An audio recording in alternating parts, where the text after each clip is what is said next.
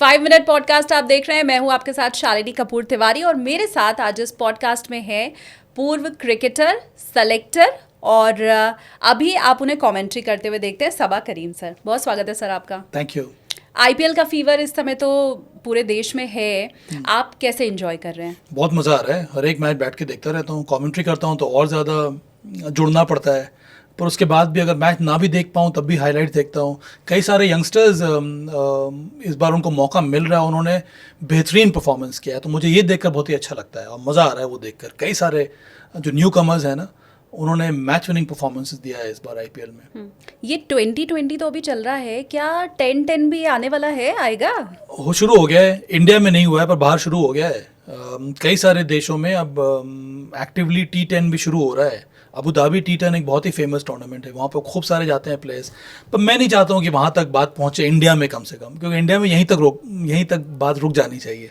ऐसे भी हमारे पास इतने सारे फॉर्मेट हैं, अगर आप T10 भी लेकर आएंगे ना, तो मुझे ऐसा लगता है कि टेस्ट क्रिकेट की तरफ रुझान जो है ना और कम हो जाएगा।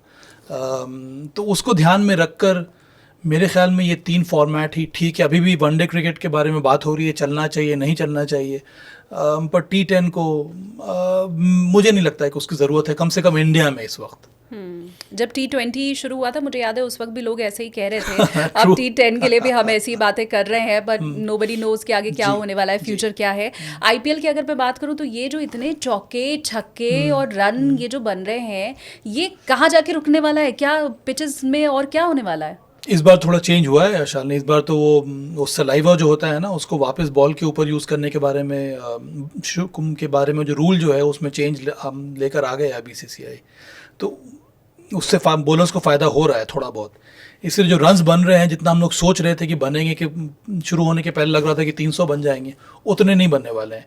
पर हाँ, चूँकि T20 टूर्नामेंट है, हर साल कुछ ना कुछ नया हमें देखने को मिलता है। बैटर्स की तरफ से नयापन देखने को मिलता है, बॉलर्स की तरफ से तो वो टसल देखने को मिल रही है।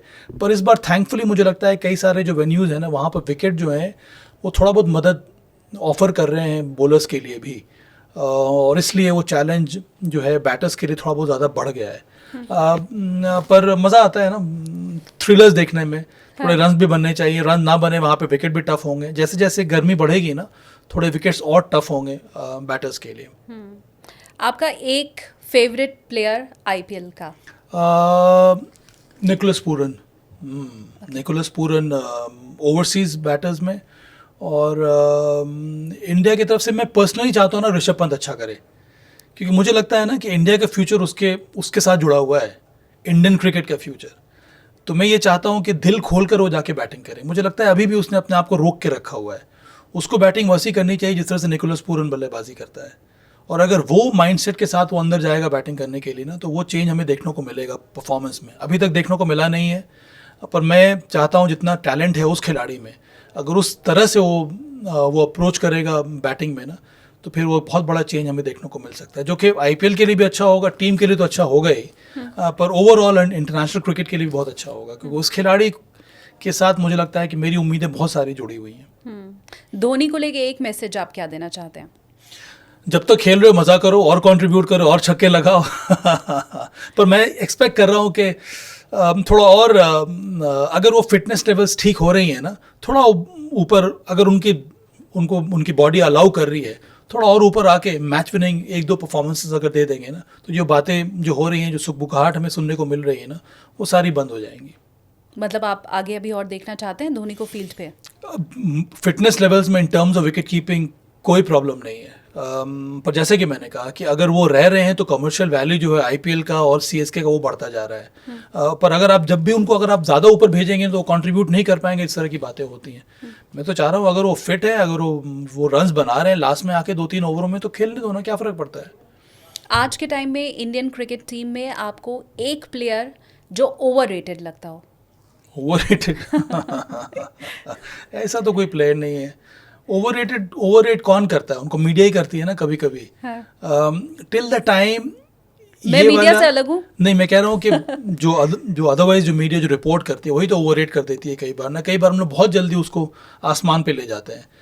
वो भी ठीक है, टिल द टाइम वो जो प्लेयर इन्वॉल्व है ना, उसको ना लगने लगे कि वो आसमान तक पहुँच गया है।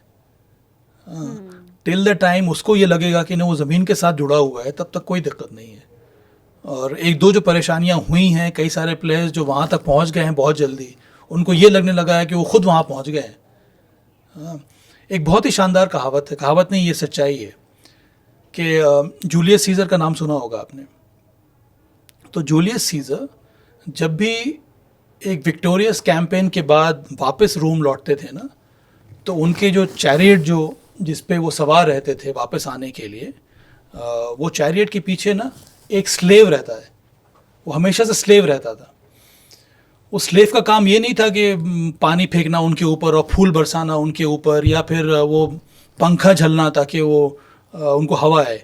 उसका काम ये सिर्फ था कि कान में ये विस्पर करना कि आपने जो भी कमा लिया है अभी तक, पर आप वही इंसान हैं जो पहले थे। ये बार बार दोहराता था वो स्लेव, कि आप कैरिड अवे मत हो जाइए इस विक्टोरियस कैंपेन से।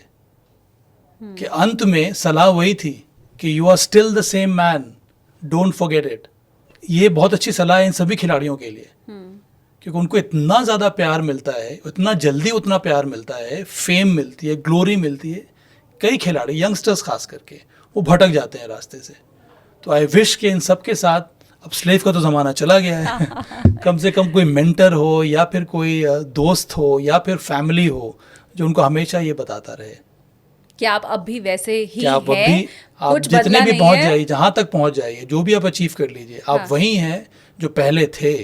आप वही इंसान बने रहिए, वही ह्यूमिलिटी आप में, आपके अंदर अभी भी होनी चाहिए जो इतना अचीव करने के पहले आपके आप में थी। ठीक है, और ये मैसेज मुझे लगता है हम में से हर के लिए। Thank you so much sir. Thank you.